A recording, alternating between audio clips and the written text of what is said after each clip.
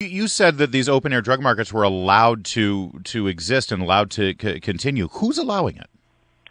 The elected officials and law enforcement.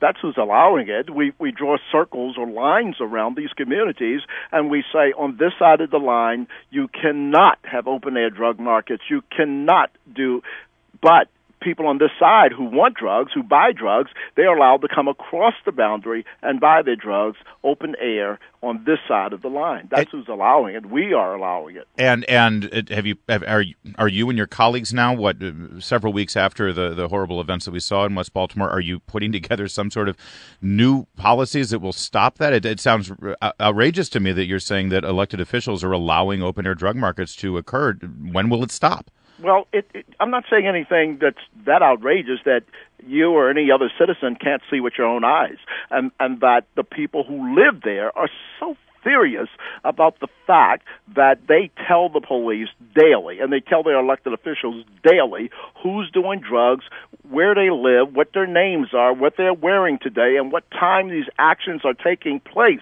And I got to believe that I'm not so naive that it doesn't happen in places like Washington, D.C. or boroughs in New York, or maybe it only happens in Baltimore. Mm. But in Baltimore, people do open-air drug markets, and they get away with it. And obviously, they get away with it in front of the eyes of elected officials and law enforcement. The city made it perfectly clear that they were not going to put the bad guys in jail. There's going to be no more middle-class, hardworking people left in the city. Yeah. We're all getting tired, and we're all moving to the county. The city made it perfectly clear that they were not going to put the bad guys in jail.